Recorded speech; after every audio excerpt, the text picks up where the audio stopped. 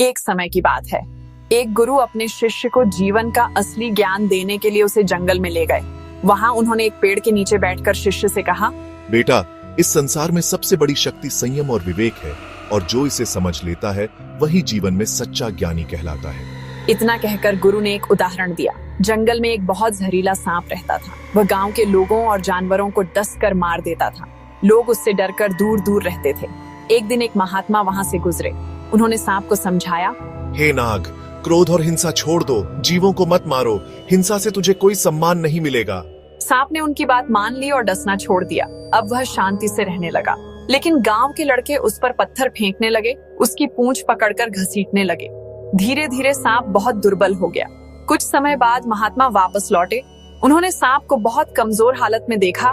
पूछा, क्या हुआ? गुरुदेव, आपने मुझे अहिंसा का मार्ग बताया, इसलिए मैंने किसी को नहीं डसा, लेकिन अब सब मुझे परेशान करते हैं। महात्मा मुस्कुराए और बोले, मैंने तुझे डसने से मना किया था, काटने से नहीं, पर मैंने तुझे फुफकारना नहीं छोड़ा। डर दिखाना भी जरूरी है ताकि लोग तुझे तुच्छ न समझें। अहिंसा का अर्थ यह नहीं कि तू अपनी रक्षा ही न करे। गुरु ने शिष्य से कहा, बेटा, इस कहानी से यही सीख मिलती है कि जीवन में दया और अहिंसा अपनाना आवश्यक है, लेकिन अपनी सुरक्षा और सम्मान के लिए विवेक और संयम के साथ शक्ति का प्रयोग भी जरूरी है। सिर्फ सहना ही धर्म नहीं है, बल्कि सजग रहना भी उतना ही आवश्यक है।